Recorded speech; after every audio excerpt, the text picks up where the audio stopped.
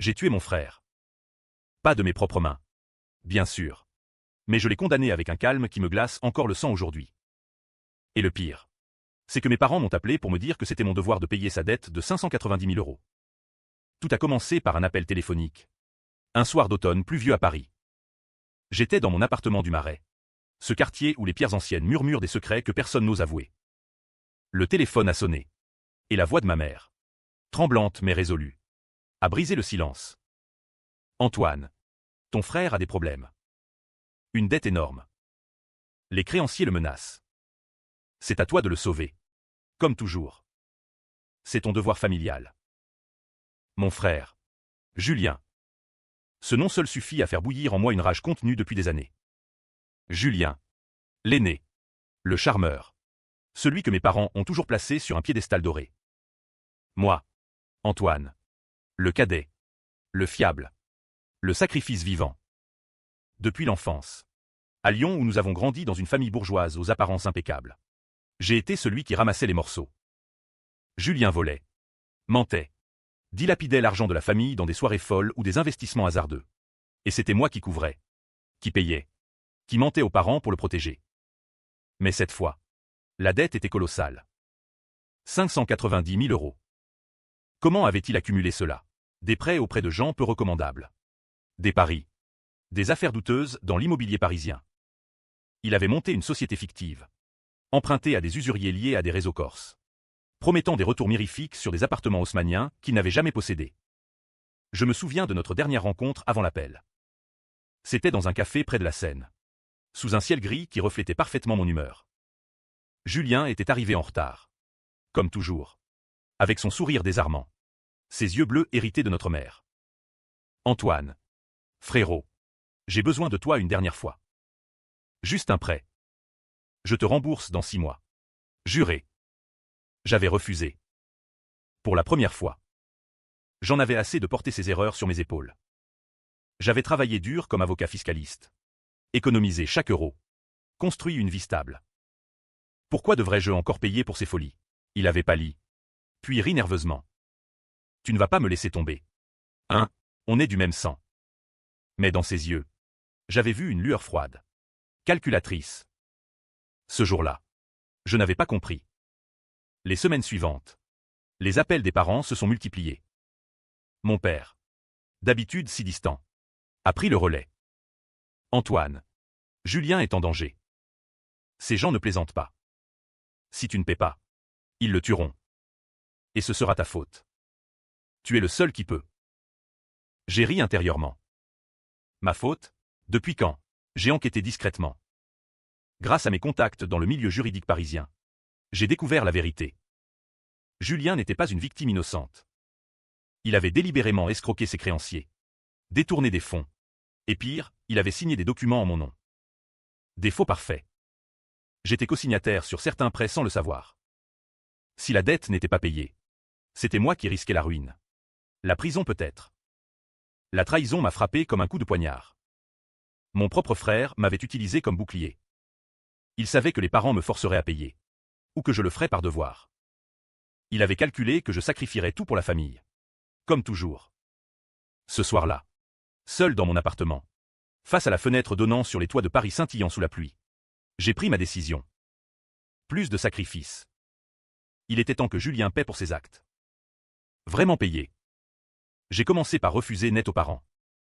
Non. Cette fois, il assume. Ma mère a pleuré. Mon père a hurlé. Tu n'es plus mon fils si tu le laisses mourir.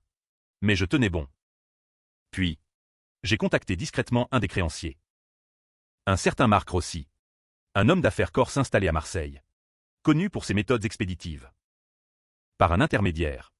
J'ai laissé filtrer des informations. Julien allait fuir en Espagne. Avec l'argent qu'il cachait. C'était faux. Bien sûr.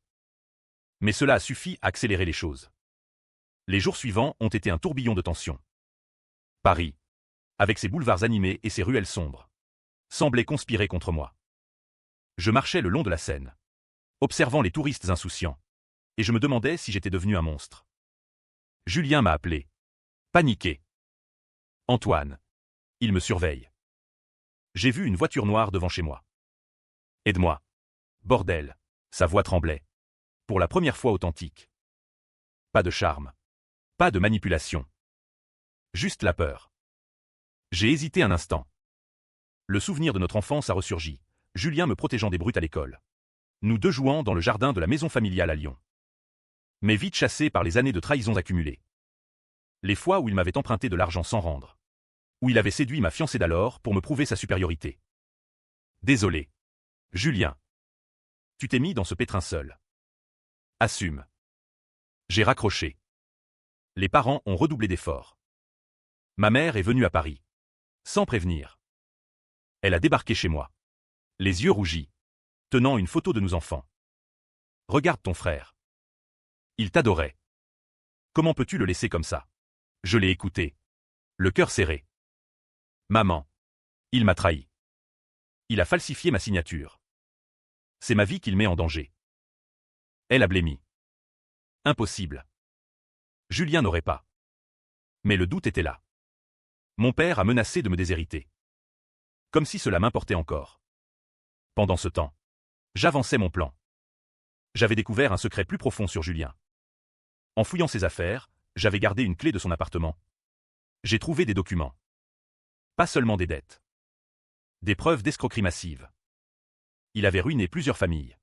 Promis des investissements dans des start-up bidons. Volé des retraites à des vieux. Pire, il avait une maîtresse.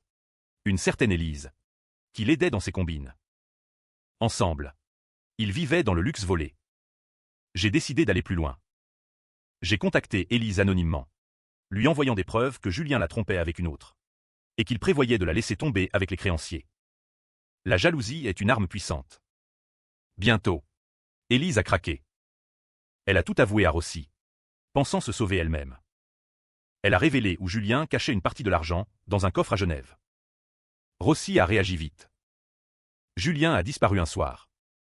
Les parents m'ont appelé en hurlant. Ton frère a été enlevé. C'est ta faute. J'ai faim l'horreur. Mais intérieurement, une satisfaction froide m'envahissait. La police s'est impliquée. 2 inspecteurs sont venus me voir. Au commissariat du quartier. Paris bruissait de rumeurs sur des règlements de comptes mafieux. Monsieur Duval. Votre frère a été vu pour la dernière fois près de Bastille. Des témoins parlent d'une voiture noire. Connaissez-vous ses dettes? J'ai joué l'innocent. Oui. Il m'en a parlé. J'ai refusé de payer. Mais je n'ai rien à voir avec ça. Ils ont fouillé. Ont découvert les faux en mon nom. Soudain. J'étais suspect. Pas pour enlèvement. Mais pour complicité potentielle. La tension montait. Mes parents me haïssaient ouvertement. Tu l'as tué, criait ma mère au téléphone. Je dormais mal. Hanté par des cauchemars où Julien me suppliait. Puis, un twist. Julien a réapparu. Battu. Effrayé. Mais vivant. Rossi l'avait relâché après qu'Élise ait payé une partie avec l'argent du coffre. Julien est venu chez moi. Le visage tuméfié. Antoine. Merci de ne pas avoir payé. Ça m'a forcé à affronter la réalité. Je l'ai regardé. Stupéfait. Il semblait changer. Nous avons parlé des heures. Il a avoué tout, les faux. La trahison. J'étais jaloux de toi. Toujours si parfait. J'ai voulu te faire tomber avec moi. Pour la première fois. Des larmes. Les miennes aussi. J'ai failli tout pardonner. Mais non. C'était trop tard. J'avais déjà planté les graines de la vraie vengeance. La réconciliation apparente n'était qu'un leurre. Julien, mouvant comme toujours, a retourné la situation. Il a accusé Élise publiquement, la faisant arrêter. Il a récupéré l'argent restant et a convaincu les parents que j'étais le manipulateur. Antoine voulait me détruire par jalousie, a-t-il dit. Les parents l'ont cru. Bien sûr. Moi, j'ai été isolé. Mais je tenais le vrai secret. Julien avait tué un associé lors d'une dispute. Des années plus tôt. J'avais trouvé la preuve dans ses documents. Un accident, disait-il. Mais couvert. J'ai attendu. Puis, j'ai envoyé anonymement les preuves à la police. Julien a été arrêté pour meurtre. Les parents effondrés. Comment as-tu pu? J'ai souri froidement. C'est lui qui a commencé. Le procès a été un cirque médiatique. Paris en parlait. Frère contre frère, trahison familiale mortelle. Julien niait tout. Me dépeignait comme un monstre jaloux. Les preuves étaient accablantes. Mais twist, Julien avait un alibi fabriqué par les parents. Ils ont menti pour lui. J'ai contre-attaqué avec plus de preuves. La famille explosait. Au climax. Lors d'une confrontation au tribunal. Julien a craqué. A avoué une partie. Mais accusé les parents d'avoir couvert depuis le début. Choc. Les parents impliqués dans le secret initial. Tout le monde trahissait tout le monde. À la fin, Julien condamné à perpétuité. Parents ruinés. Déshonorés. Moi. Libre. Mais seul. J'ai gagné la vengeance. Mais à quel prix? Paris continue. Indifférente. Et moi? Je vis avec le fantôme de mon frère.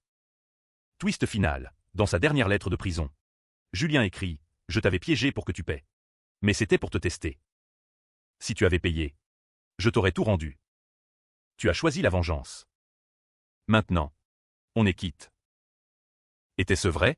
Ou une dernière manipulation? Je ne saurais jamais. La dette est payée. En sang.